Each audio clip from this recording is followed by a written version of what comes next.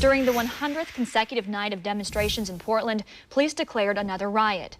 They made the call after people threw a series of Molotov cocktails, lighting someone on fire. Take a look.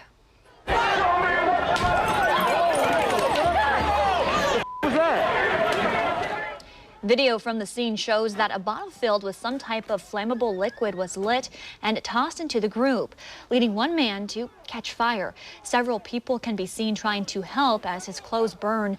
The fire was put out, and police say medics helped that man. He was later taken to the hospital. Before all this happened, police say the group met at Ventura Park at around 9 p.m. and started marching towards the Portland Police Bureau's East Precinct.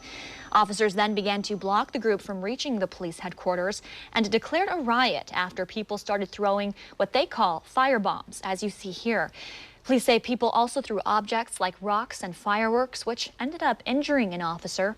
Police sent us these photos of some of those objects and of the officer's glove that they say was burned by a firework. Police say they did use tear gas last night, along with other crowd control munitions. More than 50 people were arrested. Police say 2 of those people were carrying knives. Of course, last night's demonstration is just one of several that happened yesterday. Earlier, there were at least 2 different community gatherings with music, food, and speakers, and there was also a car caravan protest. Fox 12's Drew Marine spoke with a few attendees who say they hope these protests bring about lasting change. The day started off at Lentz Park in southeast Portland, where about 200 people gathered to commemorate 100 days and nights of protests. The event was complete with music, food, and vendors. Then a car caravan protest rolled out from Portland Community College and drove around the Portland area, honking their horns and showing off their Black Lives Matter signs. Simultaneously, there was another community gathering in northeast Portland with speakers who shared their stories as people of color. You've seen us perform. You've seen us love. One mom at King School Park, Amber Boydston with Mom Block, says the past 100 nights of protests have been key to keeping pressure on leaders. When we continue to march, to make statements as a collective for Black liberation, for centering Black lives, for ending the genocide on Black, Brown, and Indigenous people, when we make those statements together in a unified way, then we do see that change that we're looking for. Another mom in attendance, Anita Chase, says she came out to show her support to the people who are supporting the Black community. I think it's wonderful that there's so many people that are still aware and interested and are still moving. What I'm hoping is that this translates into real action and real change. Chase says as a little girl, she herself went to demonstrations against police brutality, and seeing the protesters go on for this long in Portland makes her cautiously optimistic change will happen. I think it's great that there's more awareness, and I think, the number of white people out here that are supporters, I just hope that their demonstration here translates into action in their own lives, taking it into their work, taking it into their families, having discussions with people, calling people out on their racism, and doing their own personal work in terms of changing their own attitudes and being aware of their own bias. Drew Marine, Good Day, Oregon. Thank you, Drew. We also spoke with the president of the Portland chapter of the NAACP on the recent demonstrations. Reverend E.D. Mondane said protests often lead to destruction, but that's not what he or other Black Lives Matter supporters want.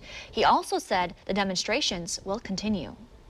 It's going to continue until we see the kind of change, until we see the kind of policy, until we see the greater attempt of systemic racism quelled, until we see the noise quieted, and until we see that system straighten out, we're going to see this noise, and we're going to see the byproduct of that noise and the people gather, which is destruction, which is burning trash cans, which is property damage. I'm not proud of that, but it comes with the program. He said he is proud of the changes that have been made so far, including getting the city to make changes to school resource officers and to reallocate money from the police bureau. Friends and family of Aaron J. Danielson gathered in Vancouver Saturday for a candlelight vigil. Danielson was killed last Saturday in downtown Portland. Fox 12's Bridget Chavez was at that vigil. She shows us how they're remembering him and explains why they want an apology from Portland Mayor Ted Wheeler and Governor Kate Brown. Hundreds of people gathered to remember Aaron J. Danielson in Vancouver. He was killed on August 29th in downtown Portland. I was watching the moment those two shots rang out. Those two shots that have been heard around the world. I never did imagine that just turning on a live video, I would watch the execution and murder of our friend. We lost somebody in the riots in Portland this week. His name was Jay, and we're just here on behalf of him. Friends say they want people to know who Jay really was. He was kind, he was a helpful person. When we were doing all this stuff, he's one of the guys that would bring things in and bring things out. He was just a kind person. Everybody liked him. The group erupting in applause as friends shared stories of Danielson. Jay was not a white supremacist. Jay was not a fascist. Jay was a proud American. Amen. Jay loved his country. Friends say they're grateful for the support of so many who came out to honor him. It's overwhelming. I mean, this is more than we've ever had for any other time we've gotten together by probably a factor of 5. The group Patriot Prayer calling on local and state leaders to apologize to the Danielson family. They didn't even know who Jay was. They just judged him, okay? So we want an apology from Ted Wheeler, at the very least. You guys agree with that?